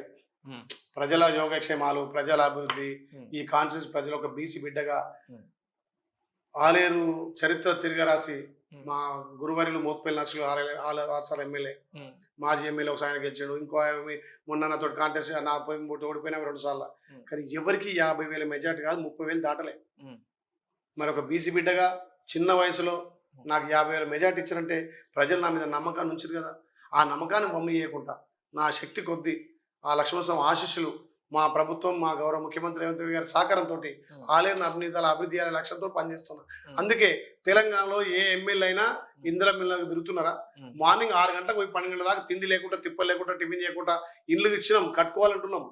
దానికి ఏమైనా ప్రాబ్లం ఉంటే చేస్తున్నాం. ఇలా రాష్ట్రంలో 2వ స్థానం 3వ స్థానంలో సీఎం రిలీఫ్ ఫండ్ ఇప్పించేదాంట్లో నాది ఉంది. సుమారు 12,000 మందికి ఈ 2 సంవత్సరాల్లో సీఎం రిలీఫ్ ఫండ్ ఇప్పించిన. ఇక సుమారు 700-600 మందికి ఎల్ఓసీలు ఇప్పించిన. హాస్పిటల్లో రిక్వెస్ట్ చేసి ఫీజులు తక్కువ చేస్తున్నా. ప్రజలకు సేవ చేస్తున్నా. 120 చెరువులు, గొలుసుకట్టు చెరువులు నింపిన. మండు టెండర్లో 2 సార్ల గంధమల నింపి బిక్కేరు వాగు అడ్డగూడు దాకా. ఇలా అడ్డగూడలో మీటింగ్ అయింది. మా సమయం ఇది ఐటీఐ ఓపెన్ చేస్తే గడ్డం వినోదం వచ్చిండు, మంత్రి గారు వచ్చారు. ఆడిపోతే అరే మా బీలైలే కాదు నీళ్ళు అయిలే అంటారు. ఒక ఆయన వేసి మా ఇండ్లు అయిలే అంటారు. ఎందుకంటే ఇండ్ల నెంబర్ 1 అట, చెరువు నింపినట. ఈయన బీలైలతో పాటు ఇండ్లు అయిలే నీళ్ళు అయిలే అంటారు. మరి రేపు ఇంకా మా బిడ్డ, మా కొడుకు అని ఆశీర్దిస్తారు కాబట్టి మనం ముందుకు పోతున్నాం. 2 ఏళ్ళు అవుతుంది కానా మీరు అధికారంలోకి వచ్చి? అంత ముందుకు లైఫ్ బాగుందా, ఈ లైఫ్ బాగుందా? అంటే రాజకీయాల గురించి ఏం చెప్పాలనుకుంటున్నాం? కొంత మాట నువ్వు అన్నమాట వాస్తవమే. వ్యక్తిగత జీవితం కొంత కోల్పోతున్నాం. అంటే ఫ్యామిలీకి కూడా అంత పెద్ద టైం ఇవ్వలేకపోతున్నాం. ముఖ్యంగా నాకు ముగ్గురు పిల్లలు, ఇద్దరు పాపలు అక్కడ హాస్టల్‌నే, ఒక ఆమె ఎంబీబీఎస్ అయిపోయింది. ఇప్పుడు ఇంటర్న్‌షిప్ చేస్తుంది. ఇంకో పాప టెక్ మహీంద్రాలో బీటెక్ చేస్తుంది. బాబు చిన్నోడు అక్కడ హైదరాబాద్‌లోనే ఓబులేడి స్కూల్‌లో చేస్తుంటాడు. గతంలో ఇచ్చినంత సమయం పిల్లలకు గానీ, ఫ్యామిలీకి గానీ ఇయ్యలేకపోతున్నాం. కొంత పర్సనల్ లైఫ్ కోల్పోయినప్పటికీ గ్రామాలలో తిరుగుకుంటూ, గ్రామాలలో అభివృద్ధి చేస్తుంటే ఆ తల్లులు, ఆ అక్కలు, చెల్లెళ్ళు మన మీద చూయించే ప్రేమ చూస్తుంటే నాకు అదే కంటిన్యూమెంట్ అనిపిస్తది. ఒక్కరోజు కూడా ఇంట్లో ఉంటే నాకు బోర్ కొట్టినట్టు ఉంటది. రోజు గ్రామాలు వెళ్ళాలి, ప్రజలతో తిరగాలి, ఆ గ్రామాల అభివృద్ధి కావాలి. ఖాళీగా గ్రామాల్లో వెళ్ళినప్పుడు మంత్రి తానికి పోవాలి, ముఖ్యమంత్రి తానికి పోవాలి. మంత్రి తానికి రోడ్ ఇయ్యాల. మా ముఖ్యమంత్రి తోటి, మా ఆర్ఎండ్బి శాఖ మా కొమ్మటి వెంకట తోటి 37 కోట్ల రోడ్ శాంక్షన్ చేయించిన. గుండాల మండలంలో రోడ్డు 10 ఏళ్ళుగా రోడ్డు అధ్వానం ఉంటే ఇవాళ 37 కోట్లు మా ఎంపీ గారు నేను శాంక్షన్ చేయించినాం. గతంలో కానటువంటి పనులు ఇప్పుడు చేస్తున్నాం. అంటే మనం ఎంతసేపటికి పబ్లిక్ తిరుగుతుంటే అదొక ఎనర్జీ. ఆ ప్రజలిచ్చే ఆ మాటలు కానీ, ప్రజలిచ్చే మంచి మనసు రెస్పాన్స్ కానీ చాలా బాగుంది. కాబట్టి అది నాకు హ్యాపీ ఉంది. కొంత వ్యక్తిగత జీవితం మాత్రం కోల్పోతుంది, వాస్తవమే. దీంతో ఇప్పుడు ఇంకా జిల్లా అధ్యక్షుడు అయిపోయాడు. మా పిసిసి, మా మహేష్ అని ఇచ్చే ఆ కార్యక్రమాలు, ఆ ఎన్ఆర్ఈజెస్ మీద ఎంజీఎన్ఆర్ తీసేసి బివి రామ్జీ అని పెట్టిరు. అంటే మహాత్మా గాంధీ పేరు తొలగించాలని చెప్పి చూసారు. కానీ మహాత్మా గాంధీ ఒక భారతదేశ పౌరుల గుండెల్లో కాదు, ప్రపంచవ్యాప్తంగా మహాత్మా గాంధీ ఉన్నాడు. గాంధీ కుటుంబం అంటే త్యాగాల కుటుంబం. వాళ్ళ సంపద, వాళ్ళ జీవితం అంతా త్యాగం చేసి ఇలా భారతదేశం నెహ్రూ వల్ల ఈ స్థాయికి డెవలప్ అయింది. అలాంటి కుటుంబాన్ని పేరు తీసేయాలంటే కుటుంబం దాని మీద ఉద్యమం చేస్తున్నాం. కేంద్రం ఏదైతే నుంచి ఏదో మొన్న చేస్తున్నట్టున్నారు కదా, మొన్న ఫ్లే కార్డుతో ధరించడం, ప్రతి గాంధీ స్టాచ్యూ గారు నిరసన తెలిపినాం. ప్రభుత్వాన్ని ఎక్కడికక్కడ కేంద్ర ప్రభుత్వాన్ని ఎండగడుతున్నాం. తప్పకుండా ఇంకా ఉధృతం చేస్తాం. మళ్ళీ గాంధీ పేరు ఖచ్చితంగా ఉండే విధంగా. ఎందుకంటే యూపీఏ చైర్పర్సన్ గా సోనియా గాంధీ గారు, అప్పటి ప్రధానిగా మన్మోహన్ సింగ్ గారు తీసుకొచ్చినటువంటి ఎంజీఎన్ఆర్ఈస్ అంటే పనికి ఉపాధి హామీ పథకం. ఏ గ్రామంలో వాళ్ళు ఆ గ్రామంలో పని చేసుకోవాలి, వలసలు పోవద్దు, దేశం విడిచి రాష్ట్రం విడిచిపోవద్దు, ఆ గ్రామాలనే వాళ్ళకి పని కలిపే లక్ష్యంతో పెట్టినటువంటి స్కీము. పేద ప్రజలు 3 పూటలు అందింటున్నట్టు ఇలా పనికి ఆహార పథకంతో గ్రామాలలో కొంత ఉపాధి హామీ పథకం దొరుకుతుంది. దాన్ని కూడా తీసేస్తాం. దాన్ని ముఖ్యంగా గతంలో 90% కేంద్రం నిధులు ఉండేది, 10% రాష్ట్రం భరించేది. దాన్ని కాస్త తగ్గించి 40% రాష్ట్రం, 60% కేంద్రం. అంటే ఇలా మన రాష్ట్రం 10 ఏళ్ళుగా పని దినాలు పెంచారు కదా, 125 రోజులు చేసారు కదా. పని దినాలు పెంచినా రాష్ట్రం మీద భారం పడుతుంది. 1000 కోట్ల అప్పు పడుతుంది ఆ పనులు. అంటే రాష్ట్రం పెట్టుబడి 40 పెట్టకపోతే కేంద్రం 60 ఇయ్యదు కదా. అంటే మన డబ్బులు లేకపోతే కేంద్రం పని కాదు కదా. అందుకే పాత సిస్టమ్ 10-90, కేంద్రం 90 ఇవ్వాలి, రాష్ట్రం 10 పెడుతుంది. ఇప్పుడు 60 కేంద్రం ఇచ్చి 40 అంటే రాష్ట్రం 40 లేవు. మన రాష్ట్రాన్ని పూర్తిగా కేసీఆర్, ఆయన కుటుంబ సభ్యులు దాచుకుని అప్పుల తెలంగాణ చేసారు. ఇవాళ మిగులు బడ్జెట్ 16,000 కోట్లతో వాళ్ళకి ఇస్తే 8,000 కోట్ల అప్పుతో మనకి ఇచ్చారు. అప్పున్నా ఇలా రైతులకు రుణమాఫీ చేసినాం, అప్పున్నా ఇందిరా మిల్లు ఇస్తున్నాం, అప్పున్నా మహిళలకు వడ్డీల రుణాలు ఇస్తున్నాం, మహిళలకు ఉచిత ఆర్టీసీ ఇస్తున్నాం, పేదోడికి 200 యూనిట్ల ఉచిత విద్యుత్ ఇంటికి ఇస్తున్నాం, 24 గంటల కరెంటు రైతులకు అందిస్తున్నాం, రైతు పండించిన పంట కొనుగోలు చేసే 3 రోజులనే అలా ఖాతాలు ఇస్తున్నాం, మహిళలకు సోలార్ ప్యానెల్, ఆర్టీసీ బస్సుల కోనర్లు, ఇలా పెట్రోల్ బంకుల కోనర్లు చేస్తున్నాం. 1 కోటి మంది మహిళలను 1,60,000 లక్ష్యంతో మా ప్రభుత్వం ముందుకు పోతుంది. గతంలో ఆ ప్రభుత్వం 6 గ్యారెంటీలను అమలు చేస్తలేరు కదా. అరే 6 గ్యారెంటీలో లేదు, బస్సు లేదా, 200 యూనిట్ల కరెంట్ లేదా, 500 గ్యాస్ లేదా, ఉన్నాయి చెప్తా. రుణం అంటే ఒక్కొక్కటిగా చేసుకుంటూ పోతున్నాం తమ్ముడు. నేను ఏమంటున్నా, వాళ్ళు 2,500 రూపాయలు అందరికి 500 రూపాయల బోనస్ వాళ్ళ లేదు, సన్న అరే 70,000 ఉద్యోగాలు ఇచ్చినాము. వాడు ఇంటికో ఉద్యోగం అన్నాడు, కనీసం రాష్ట్రానికి ఒక ఉద్యోగం కూడా ఇవ్వకపోయారా? వాళ్ళంటే 4 మీ ముఖ్యమంత్రి 50 అంటున్నారు, మీరు 70 అంటున్నారు. ఫస్ట్ దశలో 60 ఇచ్చినాం, మళ్ళీ 10 ఇచ్చినాం, 60 నుంచి 70కి వచ్చింది. మళ్ళీ పోలీస్ కానిస్టేబుల్ 15,000 దాకా నింపే కార్యక్రమం మా సిపి సుధీర్ బాబు గారు చెప్పడం జరిగింది. ఎక్కడ కూడా మేము ఇచ్చేది తప్పలేం. కాకపోతే రాష్ట్ర ఆర్థిక పరిస్థితి తక్కువ ఉంది కాబట్టి ఒక్కొక్కటిగా వాళ్ళు చేసిన అప్పులు, వాళ్ళు చేసిన తప్పులు సర్దిద్దుకుంటూ, వాళ్ళు చేసిన అప్పులకు మేము వడ్డీ కడుతున్నాం కదా, వడ్డీ కట్టుకుంటూ రైతులకు. ధనిక రాష్ట్రంలో తమ్ముడు 1,00,000 రూపాయలు రుణమాఫీ చేయలే, పావులా చేసిండు. మా ముఖ్యమంత్రి గెలవగానే, ప్రజాప్రభుత్వం రాగానే రైతులందరికీ 2 లక్షల రుణమాఫీ చేసిండు. సన్నోట్లకు 500 బోనస్ ఇస్తున్నాం. గతంలో ఒడ్లు అమ్మితే నెలకు పైసలు పడేది. ఇలా ఒడ్లు కొన్న 3 రోజుల్లో వాళ్ళ ఖాతా డబ్బులు పడుతున్నాయి. ఇలా మహిళలు ఎంత సంతోషంగా ఉన్నారు. ఆర్టీసీ బస్సులు ఉచితంగా ప్రయాణం చేస్తున్నారు. దానికి కొన్ని కొత్త బస్సులు కొని ఇంకా గ్రామాలలో బస్సులు కూడా పునరుద్ధరిస్తున్నాం. ఆ బస్సులు మహిళా సంఘాల పేరు మీద కొనుగోలు చేస్తున్నాం. బస్సు ఉచితం ఇచ్చడంతో పాటు మహిళలకు బస్సులను ఓనర్లను మహిళలు చేస్తున్నాం. ఇది ప్రజాప్రభుత్వం, గౌరవ ముఖ్యమంత్రి రేవంత్ రెడ్డి నేతృత్వంలో. అప్పుడు ఏమన్నాడు ఏది కేసీఆర్, నాకు అధికారం ఇస్తే డబుల్ బెడ్రూమ్ కట్టిస్తా, కాంగ్రెస్ వచ్చే 70 ఇళ్ళు ఎట్లున్నాయి, అల్లుడు స్థిరం అనుకోవాలి, బెడ్డేయడం అనుకోవాలి, కోడలేను అన్నాడు, అల్లుడు లేవని తెలంగాణ పోయడానికి ఆట పోయడానికి జాగుండాలన్నాడు, అవన్నీ ఎడిపోయినాయి. ఇప్పుడు మొదటి సంవత్సరమే 3700 ఇళ్ళు నాకు వచ్చినాయి. అంతేందుకు తమ్ముడు, ఇక్కడ వాసాల మరి ఉంది కదా, కేసీఆర్ దత్తత తీసుకుండు, ఒక కిల్లు కట్లే, అదే ఆకులాగవ్వకు అల్లనేరు బండి పెట్టిండు, వాంపింగ్ చేసింది, అదైంది. అట్లాంటి ఆకులాగవ్వతో పాటు 170 మందికి ఇల్లు ఇచ్చాడు, ఇల్లు కట్టిస్తున్నాం ఇవాళ. కేసీఆర్ దత్తత గ్రామంలో నేను స్వయంగా అక్కడ పడుకొని పల్లెనిద్ర చేసి దళితులకు అరులందరికీ తెచ్చినాం. అక్కడ ఇంకా 40 మంది దళితులకు, అది కొంత గతంలో దళిత బంధు వచ్చిందని చెప్పి 30-40 మందికి ఆపిరు. ఇప్పుడు రెండో విడతగా వాళ్ళకు కూడా ఇస్తే నుంచి మొన్న అక్కడ ఆ గ్రామంలో కేసీఆర్ దత్తత తీసుకున్న గ్రామంలో కూడా మేము గెలిచినాం. మంచి మంచి కొమ్ములు తిరిగిన రాష్ట్ర నాయకులు ఊర్లలో మొత్తం గెలిచినాం, మాజీ ఎమ్మెల్యేలలో గెలిచినాం, మొన్నదాకున్న ఎమ్మెల్యేలో గెలిచినాం. సరే, 10 మంది ఎమ్మెల్యేలను అభివృద్ధి ఆశ చూపి కండు వేసి ఇప్పుడు వాళ్ళని ఎటు కాకుండా చేసేది ఏందన్నా? ఇక ఎమ్మెల్యేల విషయంలో కేసీఆర్ చేసిన తప్పది. తీసుకోపోరు అని చెప్పిండ కేసీఆర్. పార్టీ ఫిరాయింపులను ప్రోత్సహించిందే కేసీఆర్. కానీ రాహుల్ గాంధీ ఒకవేళ పార్టీ ఫిరాయింపు చేస్తే ఎమ్మెల్యే పదవి రద్దు చేయాలని చెప్పేసి రాహుల్ గాంధీ రాజ్యాంగం పట్టుకొని తిరుగుతుంది. మేము కూడా అది అంటున్నాం కదా, మా ప్రభుత్వం దానికి కట్టుబడది. మా రాహుల్ గాంధీ చెప్తే అది శిలాశాసనమే మాకు. రాహుల్ గాంధీ గారి ఆలోచనలు గౌరవ ముఖ్యమంత్రి రేవంత్ రెడ్డి గారు తెలంగాణలో ఇంప్లిమెంట్ చేస్తున్నారు. అందుకే తెలంగాణ భారతదేశానికి రోడ్ మోడల్.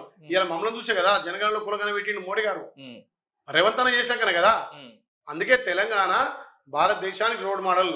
ఇవాళ తెలంగాణ అభివృద్ధిలో పోటీపడేది భారతదేశం కాదు, ప్రపంచ దేశాలతో పోటీ పడుతుంది. మన గ్లోబల్ సమ్మిట్ చూసిరు, ఇవాళ వేరే దేశాలతో పెట్టుబడి పెడుతున్నారంటే ఇక్కడ ప్రజాపాలన గౌరవ ముఖ్యమంత్రి నాయకత్వాన అభివృద్ధి అవుతుంది. కాబట్టి ఇవాళ పెట్టుబడులకు కూడా విదేశస్తులు కూడా ఇక్కడ రావడానికి మన ముఖ్యమంత్రి పాలన ప్రజా ప్రభుత్వమే. అందుకే వచ్చే 3 ఏళ్ళు కాదు అధికారం, వచ్చే 5 ఏళ్ళు మాదే, వచ్చే 5 ఏళ్ళు మాదే, 20 ఏళ్ళు కాంగ్రెస్ పార్టీకి డోకలైతే తెలంగాణ. ఇప్పుడు నెక్స్ట్ 2 తారీఖు నుంచి జరగబోయే అసెంబ్లీ ఎన్నికల్లో కేసీఆర్ గారు వస్తారంటారా, రారంటారా? మీరు ఆహ్వానం పంపిర్రా? వస్తే ఎట్లుంటది, రాకపోతే ఎట్లుంటది? ఏమంటున్నా, రావాలని కోరుకున్నా. అసెంబ్లీ స్టార్ట్ అయ్యే ముందు నేను ఒక విప్ గా మీడియా పాయింట్ దగ్గర మాట్లాడినా. పెద్దలు మాజీ ముఖ్యమంత్రులు 10 ఏళ్ళు ధనిక రాష్ట్రానికి ముఖ్యమంత్రిగా ఉండి అప్పులు చేసిండు. సరే అయ్యా, మరి మీ టైంలో కృష్ణా వాటా నీళ్ళింది, గోదావరి వాటా నీళ్ళింది, మరి గతంలో 299 టీఎంసీలు చాలు కృష్ణా నీళ్ళు అని చెప్పి నువ్వు అగ్రిమెంట్ ఇచ్చి రాసిన సంతకాలు ఉన్నాయి. 49 టీఎంసీలు చాలని రాసిన సంతకాలు ఉన్నాయి. నీ టైంలో ఆంధ్ర పోయి రోజమ్మతన రొయ్యల పులుసు తాగి మీ రాయలసీమను రత్నాలసీమ చేస్తా, మీరు ఎన్నెన్న పోతేటిపాలు పొక్క కొట్టుకొని నీళ్ళు తీసుకుపోవచ్చు అని అన్నోడు అసెంబ్లీకి వచ్చి చర్చ చేయాలన్నాం. నేను 10 గంటలకు ప్రెస్ మీట్ పెట్టి మీడియా పాయింట్ మాట్లాడి లోపల పోయినా, ఒక్క నిమిషం వచ్చిండు స్పీకర్ గారు లేచి చనిపోయిన వాళ్లకు సంతాప సభ అనగానే తుర్రు అన్నాడు. అరే 2 నిమిషాలు కూర్చోలేవా? నీ న్యాయంలో మాజీ మంత్రివర్యులు రామిరెడ్డి దామోదర్ అంటే ఒక టైగర్, ఆయన టైగర్ అనే బిరుదుంది. అలాంటి వ్యక్తి చనిపోతే సంతాప సభ కూడా ఒక మాజీ ముఖ్యమంత్రిగా, ఒక రాష్ట్ర నాయకుడిగా, ఒక ప్రతిపక్ష నాయకుడిగా సంతాప సభ అంటే ఒకటి నీకు చెప్పాలి తమ్ముడు. ఆయనకు దళితులంటే నమ్మకం లేదు, దళితులంటే గౌరవం లేదు, దళితులను దళిత ముఖ్యమంత్రి అన్నాడు, దళిత 3 ఎకరాలను దళితులను ఏదో చేస్తున్నాడు. ఇప్పుడు దళిత స్పీకర్ మా కాంగ్రెస్ పార్టీ ఒక దళితుల్ని స్పీకర్ చేస్తే ఏడా అధ్యక్ష అని అడగాల్సి వస్తుంది, లేచి మైకాలు చూస్తారని ఒక దురహంకారంతో ఇప్పటికీ మా సభాపతి స్పీకర్ గారిని అధ్యక్ష అని ఆయన నోటితో అనలేదు తమ్ముడు. అంటే కేసీఆర్ అహంకారం, కేటీఆర్ బలుపు. మీరు చూడు, అందశ్రీ జయ జయ తెలంగాణ పాట పాడిండు. ఆయనకి ఇచ్చిన గౌరవం ₹1 కోటి ఇచ్చి ఆయనకు సత్కరి 10 మంది కవులకు ఇచ్చింది ₹1 కోటి. కానీ డబ్బులు ఇవ్వడం కాదు, ఆయన అకాల మరణం చెందితే పోయి పాడే మోసిండు, కొడుకు కంటే ఎక్కువ చేసిండు. ముఖ్యమంత్రి అట్లుండాల. ఒక రెడ్డి బిడ్డ అయ్యిండు కూడా, ఒక దళితుడు చనిపోయినా, ఒక పేదోడు చనిపోయినా కులాన్ని పక్క పెట్టి, అధికారాన్ని పక్క పెట్టి సామాన్య మానవుడు లెక్కొచ్చి ఇలా అందశ్రీ గారు అంత్యక్రియలు చనిపోయినప్పుడు కూడా అదొకటి. రెండోది, మొన్న అసెంబ్లీలో కేసీఆర్ గారు వచ్చిందని చెప్పి, ప్రతిపక్ష నాయకుడు కేసీఆర్ గారు వచ్చిందని చెప్పి నేను మా విప్లం కలిసి మా ముఖ్యమంత్రి మేము ఆడిపోయినాం. పోయి దండం పెడితే ముఖ్యమంత్రి గారు లేచి దండం పెట్టిండు. అదే పాడి కౌశిక్ రెడ్డి, అదే హాంబోతు హరీష్ రావు, కేటీఆర్ ఇద్దరు దున్న పోతుల లెక్క కూర్చున్నారు. సంస్కారమా? అరే రాష్ట్ర ముఖ్యమంత్రికి గౌరవం ఇవ్వాలి కదా, రాజకీయ అహంకారమా? ఈ భాష ఏంది?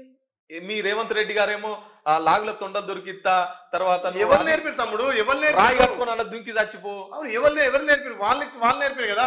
మరి వాళ్ళ భాషలో ముళ్ళుతోటి తీయాలి కదా. ఆ. వాళ్ళ భాషలో సో సమాధానం అందుకని చెప్పకపోతే మీరు కూడా అదే బాటలో పోతున్నారా? అంటే ఆ రకంగా సమాధానం చెప్పకపోతే వాళ్ళకు ఆనది, ఉమ్, అంటే షో మీద పెయిన్ మారది. ఉమ్, ఆయనకు సమాధానం చెప్పాలంటే ముళ్ళుతోటి తీయాలి. ఉమ్. కాబట్టి మేము- మీరు కూడా మేము- బుద్ధులే మాట్లాడతామని అంటే అట్లా కాదు, ఆ. అందరితో ఎందుకు మాట్లాడతాం? ఉమ్, ఎవరైతే అహంకారపూరితంగా ఉమ్, మాట్లాడతారో, ఒక రాష్ట్ర ముఖ్యమంత్రిగా మా రేవంత్ అని ఉంటే గౌరవించకపోతే మేము కూడా గౌరవించాం. ఎందుకు గౌరవిస్తాం? ఉమ్, అరే నువ్వు ఉద్యమం చేసావు కాదు, తండ్రి చాటు పిల్లగాని వచ్చి మా ఎమ్మెల్యే అయినావు, మంత్రి అయినావు, నీకు ఎక్కడ అవగాహన? నువ్వు ఒక ముఖ్యమంత్రి పట్టుకొని అనే స్థాయి నీకు ఎక్కడిది? ఉమ్, ఒక ముఖ్యమంత్రి మీద మాట్లాడే మాటలేనా? ఉమ్. అందుకే మేము కూడా ఎదురుదాడి చేయాల్సి వస్తుంది, తప్పదు. ఓకే. అరే దాడికి ప్రతిదాడి ఉంటుంది కదా. అవును. ఎవరైనా చేయలు ముడుచుకొని కూర్చొని అయింది. ఉమ్. అధికారం లేనప్పుడే కొట్లాను, 10 ఏళ్ళినప్పుడే అంటే నేను నీతో కొట్లాడినాము. వాళ్ళ ఇలా అధికారం ఉంది. వాళ్ళ నాన్నని ఎన్ని మాటలు అన్నా కానీ సరే మీరు మంచిగా మాట్లాడుతున్నాను చేతులు కట్టుకొని ఉంటే మంచోడు కేటీఆర్. అట్లా అంటలేవు. ఉమ్, నువ్వు ఒక ముఖ్యమంత్రిగా సభాపతిగా వచ్చినప్పుడు లేవడం నీ ధర్మం, ఉమ్, పగోడు. కానీ మేము కూడా కేసీఆర్ రాగానే దండం పెట్టినాం. తప్పేముంది? 10 ఏళ్ళు ముఖ్యమంత్రిగా, ఒక రాష్ట్ర నాయకుడిగా, సరే అప్పులు చేయొచ్చు, తప్పులు చేయొచ్చు, కానీ గౌరవం ఇంపార్టెంట్. సభ అది తెలంగాణ 4 కోట్ల ప్రజలకు ఒక దేవాలయం, అసెంబ్లీ అంటే. ఆ దేవాలయంలో చర్చ చేయనోడు ప్రతిపక్ష నాయకుడు ఎందుకు? జీతం కోసం వచ్చిండు, పదవి కోసం వచ్చిండు, సంతకం పెట్టిండు, పారిపోయిండు. రేపు కూడా 2 తారీఖు నుంచి రమ్మంటున్నాం.